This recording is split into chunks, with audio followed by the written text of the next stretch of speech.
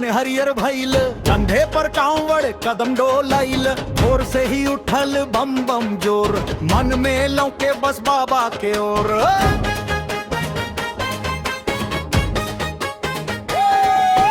गंगा जल भर लेने नहीं आके धारा, पाँव में छाला फिरोई ले मारा, थाकी न देहिया टूटे न आस, बाबा के दर्शन में पूरा विश्वास। चल सो डगरिया पुकारे, भक्तन के टोली में जोश बहारे, मनवा के भीतर आगी लुकाव, भोले के नाम से कदम बढ़ाव। चल सो कांवड़िया बाबा धाम, चल सो कांवड़िया बाबा धाम, बोल सो बम बम जय हर हर मान, चल सो कांवड़िया बाबा धाम।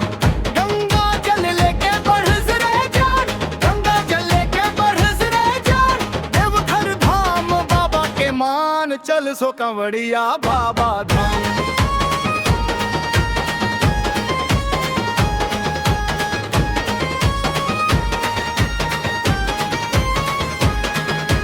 डमरू के गूंजे जब तेज लई, सगरी थकन के भागे सई, बोल बम सुन के उठे ही यारा, जैसे सावन में बरसे बदरारा।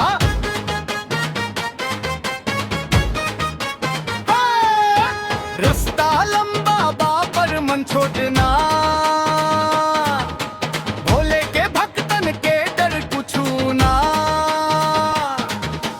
भांगिया के रंग में रंगल संसार, भोले के नावे होई उद्धार। जय बाबा बासुकीनाथ बोलस, हर दुख दर्द के बोझा खोलस, सिर पर करे जामे अज्ञान, भक्ति के रास्ता पे चलल जवार। चल सो कांवड़िया बाबा धाम, चल सो कांवड़िया बाबा धाम, बोल बम बम जय हर हर नाम, चल सो कांवड़िया बाबा धाम। गंगा जल लेके बढ़स रे जान, गंगा जल लेके बढ़स रे जान, देवघर धाम बाबा के मान, चल सो कांवड़िया बाबा धाम।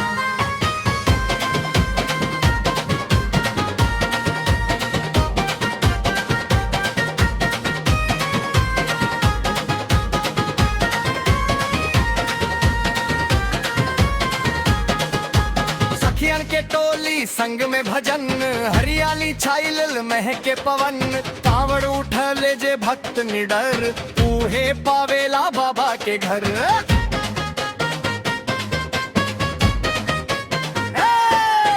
बाबा के दर पर जे माथा टेक, ओकरा जीवन में होखे ना शेक, मन के अंधेरा सब दूर भागे, भोले के नाम से संकट जागे। हर हर महादेव गूंजे आकाश, बाबा के भक्ति में मिले मिठास, काहे के डर जब बाबा साथ, सावन में खुल जाला भाग्य के बात। चल सो कांवड़िया बाबा धाम, चल सो कांवड़िया बाबा धाम, बोल बम बम जय हर हर नाम, चल सो कांवड़िया बाबा धाम। गंगा जल लेके बढ़स रे जान, गंगा जल लेके बढ़स रे जान, देवघर धाम बाबा के मान, चल सो कांवड़िया बाबा धाम। सावन आइल हरियर भइल डगरिया, बोल से बम बम गूंजे नगरिया, हर हर महादेव जय बाबा बासुकीनाथ। चल सो कांवड़िया बाबा के साथ।